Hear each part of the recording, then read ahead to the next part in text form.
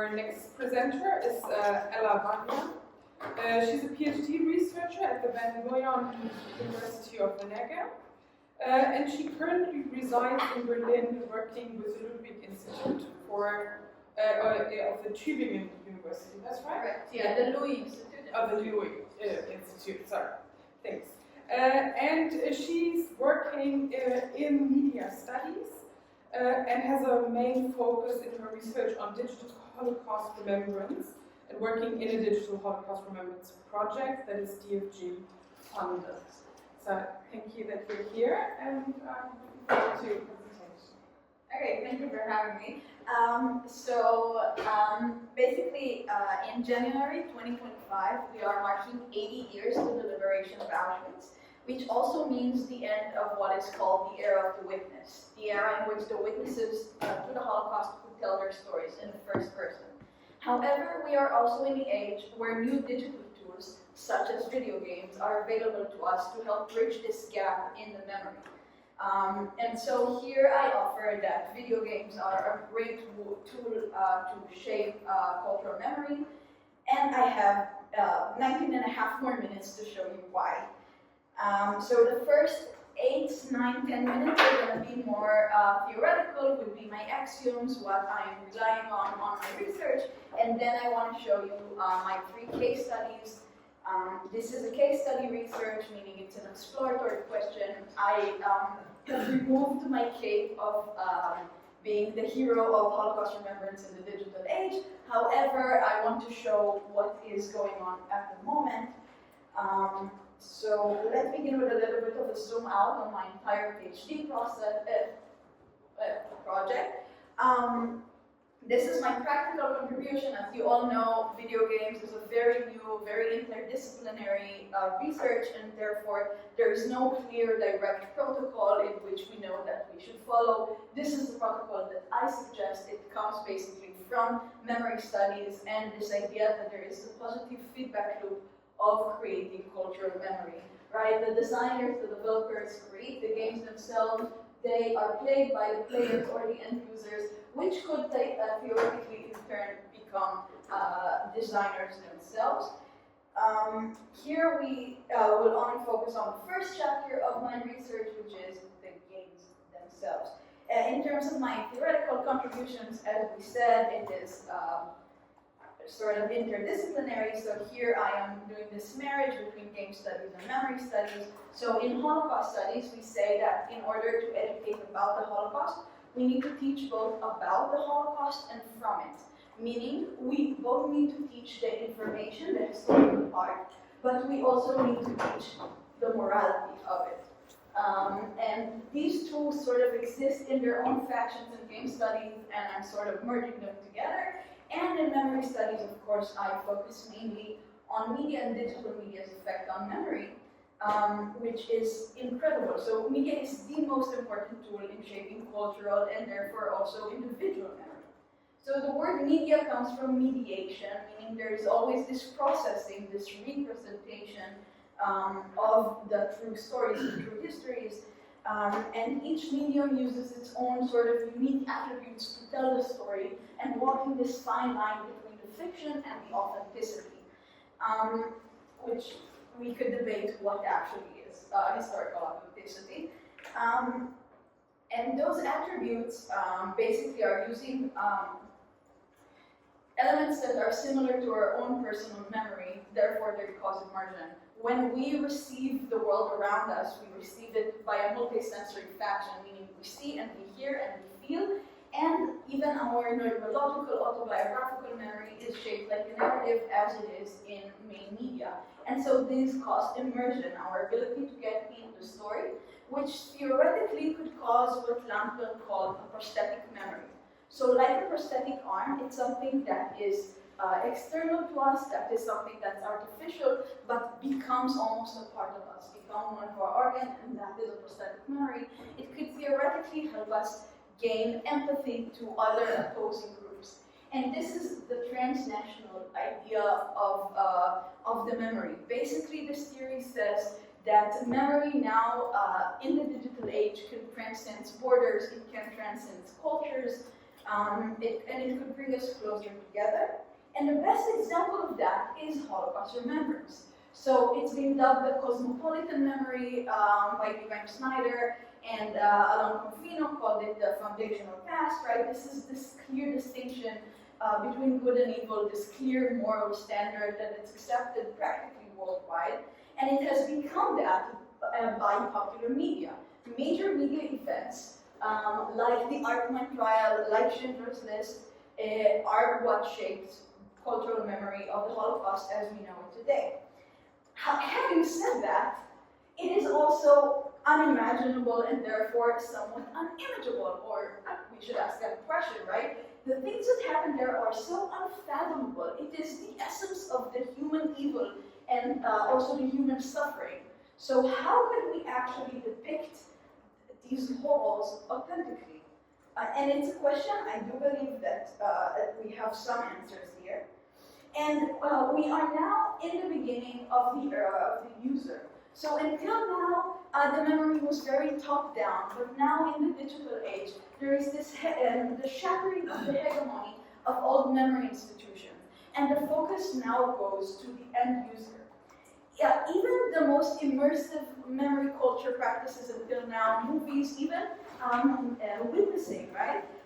It was always experienced in the third person. It always happened to them. However, we are now putting the user, the end user, in the center, which is why I offer video games, right? As we know, it's the only medium that's actually experienced in the first person. It's the only medium that afterwards, when you go to your friends and tell them about it, you say, I did that, right? I killed that orc, for example. And because of that, there is this deeper connection with the avatar, which theoretically could even cause even deeper empathy, like that idea of the prosthetic memory. Because we experience these things as if they are our own, they have a bigger potential to create this prosthetic memory. Now, we can also not disregard the fact that video games are incredibly popular. And more than they are popular, they are people, and especially adults, but I mean of all ages, people want more eudaimonical experiences. People want to gain something that's not just pure entertainment.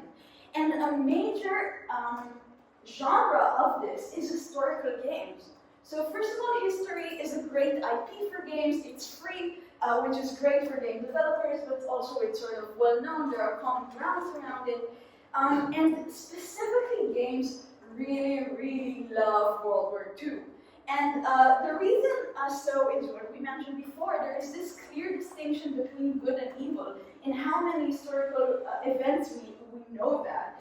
But also, and I cannot state that enough, it's so bloody fun to kill Nazis, right? The problem is that until now, when we killed those Nazis, we only did that in the battlefield. And by that, it almost shows as if they were just another side to this war. Games until the recent years did not really show why the Nazis were so evil and why is it so fun to kill them, which is what my games or my case studies are here to change. And one quick stop before we delve right into the games themselves. In terms of my analysis, my ludic analysis of those games, I'm using the theory of James Paul G of Good Games for Learning. As if you may know this really important article to me, he originally gives 16 attributes. That's so 2005, who's got time for that? I sort of narrowed that down to the 4 that are most relevant to me. So pleasantly frustrating, we want to be challenged. We want to have something more in our game so that we want to continue playing it. But that challenge should not be a reading challenge. We shouldn't overload the player with too much textual information. Otherwise, it's almost repulsive. We should have this empathy with the character as we, with the avatar, as we mentioned before, with the prosthetic memory, and this connection through identity also urges the player to want to continue playing, and the sense of agency, which is also connected with the empathy with the avatar. It is also important to state that Jeroen de Groot, in Consuming History, he previously said that games are not a great medium for historical teaching because of their inherent agency. I think that he's wrong, and that's because he hasn't played Wolfenstein: The New Order. In just a quick raise of hands, anyone played this game? Awesome. It's a bit of an age check. Who played Wolfenstein 3D?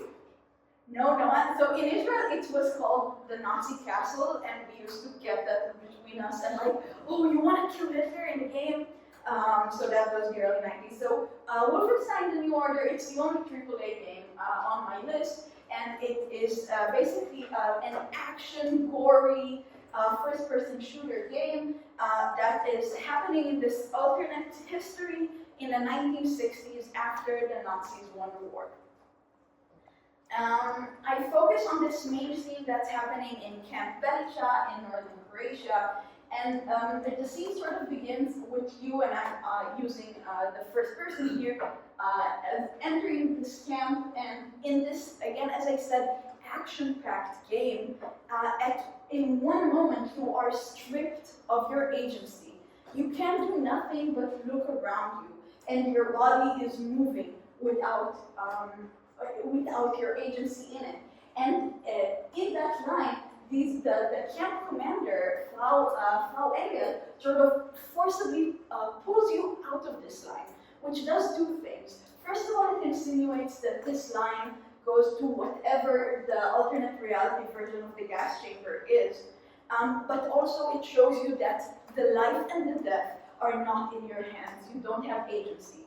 It's a great poetic gameplay mechanism called choice, and in Holocaust studies, it's called the choiceless choice. It's this Sophie's Choice, if you know that book and movie. It's these impossible decisions or undecisions that were forced by the Nazis. And in terms of how they mix between this history, alternate reality sort of version, tension, sorry. So it is this constant tension between truth and fiction. So from one hand, as we enter the camp, our main character narrates. He says, I've heard of places like this, Auschwitz, Buchenwald, from east to west. So from one hand, he's grounding this in actual history. And as we enter the camp, we see this famous sign that reminds us of the Arbeit macht frei sign that we know from a lot of camps. But under that sign, we see those video cameras, which of course they did not have in the 1930s and 40s. So there's always this sci-fi rendition. When we enter the camp, there's a number being tattooed on our arm. By the way, it's an Easter egg, it spells doom. But that number, which of course we know from survivors of Auschwitz and other camps, has been put to us by a machine, as you can see here in the drawing, right? This drawing shows you how to put your arm in a machine to get tattooed. And as he gets tattooed, he says, human beings like cattle in this place, which of course echoes the discourse of Holocaust remembrance. And this is my favorite frame from this scene. So from one hand, we see those chimneys, which we know what's going up those chimneys, and also the dialogue actually says, you know they're early humans. And on the same frame, we have this crazy mecha suit, which I will spoil it. In the end of the scene, you take control of the mecha suit and you free the camp, which of course, complete fiction. This is called, in Holocaust studies, it's called magical realism. You might know it from movies like Inglourious Bastard or Jojo Rabbit, or even The Boy in the Striped Pajamas. It's these ideas that, as we said, the unimaginable, the more we are distant from the actual story, the closer we could get to tell the visceral truth of it. And I didn't know that the lecture before me was gonna be like a porn about The Last of Us, so I didn't want to bring the actual gore, but this game is, it really taps into that experience of being a prisoner in a concentration camp, which is incredible. My next case study, My Memory of Us, it's an indie game made in Warsaw, and it's sort of like this puzzle adventure RPG sort of game. It is made for children 10 and above, as you could see that the visual language is completely different. And it takes place in Warsaw, of course, in the Warsaw ghetto. And it tells the story of two children. The girl is Jewish, the boy is not. However, at no point in the game they actually mention that it's Warsaw, that it's World War II, that they are Jewish. First of all, there's no Hitler, there's the robot king and the robot army. This is a soldier in that robot army, which is a bit problematic, but we could talk about it in the discussion later.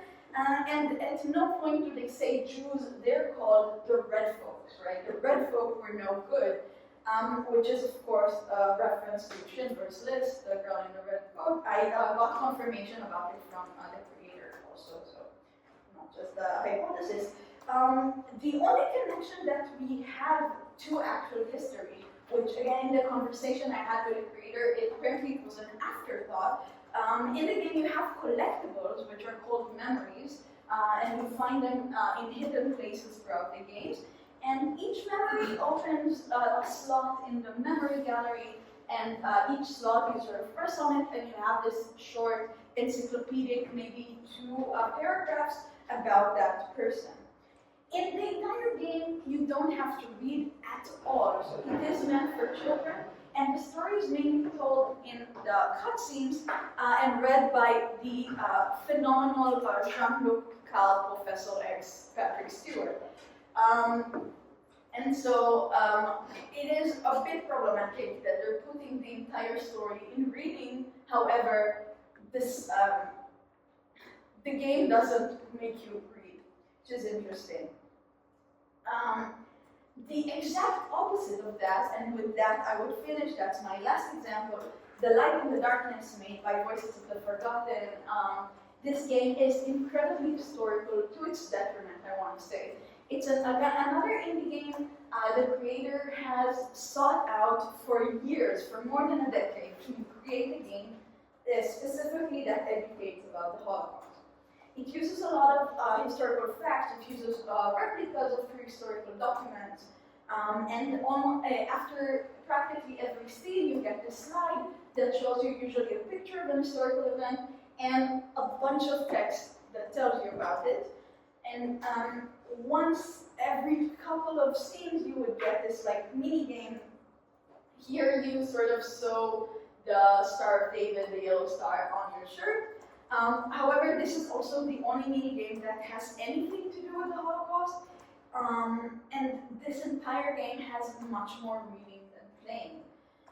There aren't even much dialogue options. I counted 6 times in which you have these sort of choices. However, these choices do not influence the story, the narrative, the game whatsoever. The majority of the game just looks like this. It's just dialogue based, and the dialogue isn't narrated. They don't have Sir Patrick Stewart. So there is so much textual overload in the game. They don't have any dialogue options, so they don't have agency, and because that, it's also not pleasantly frustrating. It's not interesting enough for people to want to continue playing it. And because the avatar changes practically every line, because you play as all of the characters in the family. Oh, by the way, it tells the story of a family in France during the Vichy ruling. So there's also no embodiment. You can't really feel like a connection with the avatar itself. Now, I finished with this example. It's an important example because this was the one that was most directed specifically towards Holocaust education. The creator has literally spent a decade trying to create the perfect Holocaust educational game.